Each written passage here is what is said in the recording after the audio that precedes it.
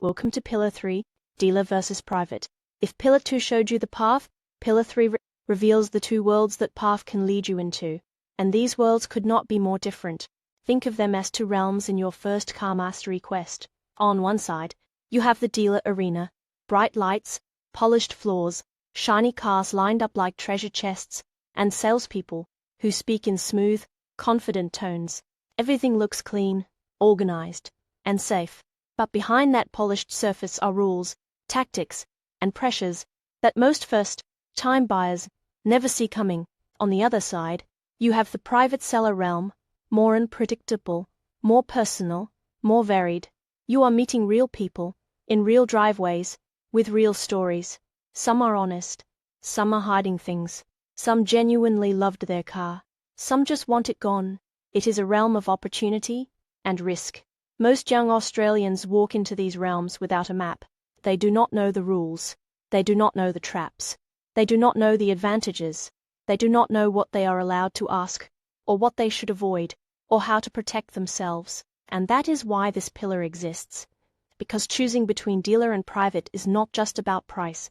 It is about safety, protection, negotiation power, legal rights, and long-term financial consequences. Let us start with the dealer arena. Dealers offer structure. They offer consumer guarantees. They offer cooling off periods in some states. They offer warranties. They offer finance options. They offer trade-ins. They offer a sense of security, even if that security comes at a higher price. But dealers also use tactics. They upsell. They add extras. They push extended warranties. They anchor you to higher prices. They use psychological pressure, urgency, scarcity. Someone else is coming to look at it today. The dealer arena is safe, but expensive, structured, but strategic, comfortable, but controlled. Now let us step into the private seller realm. Private sellers offer freedom. They offer lower prices. They offer room to negotiate. They offer cars without dealer markups. They offer transparency, sometimes more than dealers, sometimes less. But private sellers also come with risks. No warranty, no cooling off period, no legal obligation to fix hidden issues, no safety net if something goes wrong. You are relying on your own inspection skills, your own judgment, and your own ability to spot red flags. The private seller realm is flexible, but unpredictable, cheaper, but riskier, empowering, but demanding. In this pillar, we are going to explore both realms in detail, the advantages, the dangers, the hidden rules, and the strategies that protect you. In Part A, we are setting the stage, understanding the two worlds, the psychology behind them, and the mindset you need before choosing one. In Part B, we will go deeper, the practical differences, the legal protections, the negotiation strategies, the red flags, and the exact situations where dealer or private is the smarter choice. And in Part C, we will reveal the hidden layer almost nobody talks about: dealer finance tactics, finance manager tricks, private seller realities, and the secret weapon most young buyers do not even know exists. Your quest continues. Now that you understand the two realms, the dealer arena and the private seller realm, let us step deeper and explore the rules, protections, risks, and strategies that separate them. Because choosing where to buy your first car is not just about price. It is about safety. It is about legal protection. It is about negotiation power. It is about long-term financial consequences. Let us break it down. 1. Legal protections. Dealer versus private. When you buy from a dealer in Australia, you are protected by consumer law. This means the car must be roadworthy, the car must match the description. The dealer must disclose major issues. You may get a statutory warranty depending on the state. You may get a cooling off period. You have legal recourse if something goes wrong. When you buy privately, those protections disappear. A private seller can legally say, sold as is, no warranty, no returns. If the engine blows up the next day, you are responsible, unless you can prove they intentionally lied, which is extremely difficult. This does not mean private buying is bad. It just means you need to be sharper. 2. Price differences. Why private is cheaper. Dealers add reconditioning costs, warranty costs, overheads, profit margins, marketing costs. That is why dealer prices are higher. Private sellers do not have those costs. They just want to sell the car.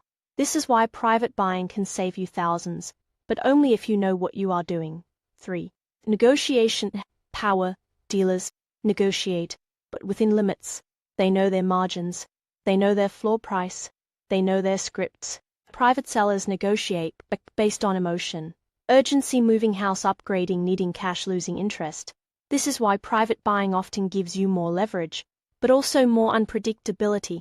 4. Inspection requirements. Dealer cars are usually cleaned, polished, and presented well. Private cars show their true condition. But here is the twist.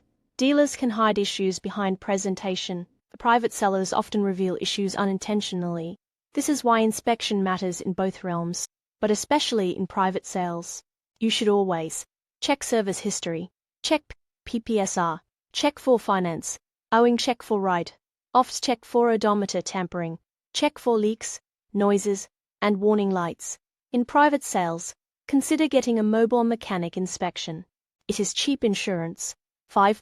Finance and trade. Dealers offer finance, but it is often more expensive than going through a broker or lender directly. Dealers also offer trade-ins, but at wholesale value, not market value. Private sellers do not offer finance or trade-ins, but you can get a better price and keep more control. 6. When dealer is the better choice, choose a dealer. When you want legal protection, you want a warranty, you want a cooling off period, you want a trade-in, you want structured paperwork, you want peace of mind. 7. When private is the better choice, choose private. When you want the lowest price, you want more negotiation power, you are confident inspecting cars, you want more choice, you want to avoid dealer markups. Dealer versus private is not about right or wrong, it is about choosing the realm that fits your confidence, your budget, and your risk tolerance. In Part C, we will go deeper into the hidden layer, dealer finance tactics, finance manager strategies, private seller realities, and the secret weapon most young buyers overlook, car finding services. Your quest continues. When you walk into the finance office, you are not talking to a salesperson anymore. You are talking to a finance manager, someone trained in psychology, negotiation, and upselling. Their job is simple: increase the dealership's profit per sale. Here is how they do it. Payment, anchoring. They focus on the weekly repayment, not the total cost. If they can make the weekly number look small, they can hide. Higher interest rates, longer loan terms, expensive add-ons, inflated fees. We can get you approved today. Pressure. They create urgency. They make you feel like you will miss out if you do not sign now. At Dice discuss protection. They offer paint protection, fabric protection, tinting, rust proofing, extended warranties. Most of these are overpriced. Some are unnecessary. Some are pure profit.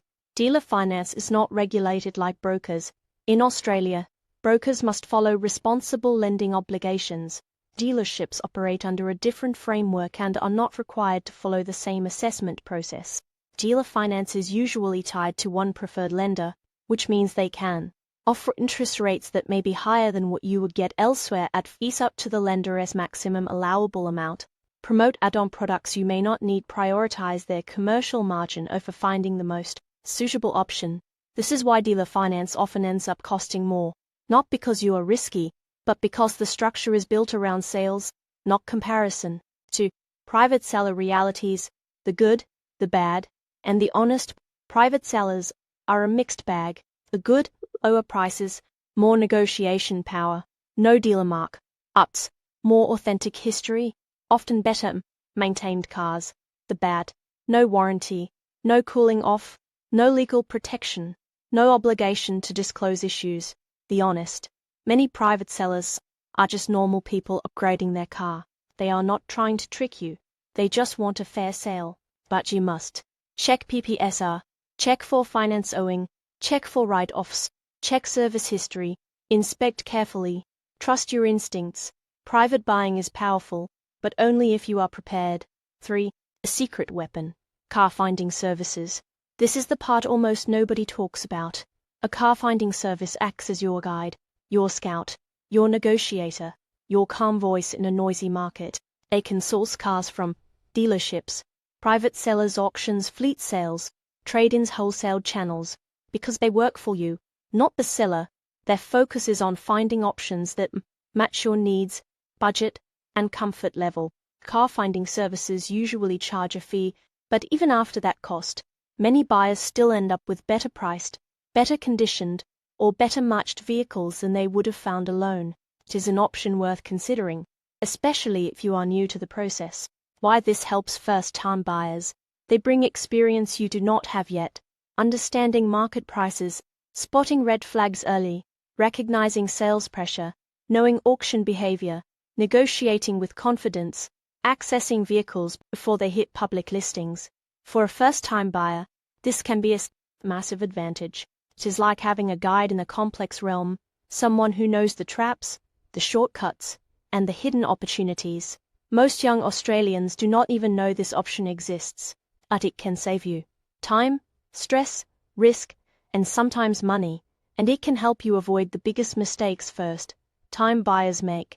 And closing dealer versus private is not just a choice, it is a strategy. And now you understand all three layers: the realms, the rule, the hidden tactics, the secret weapons.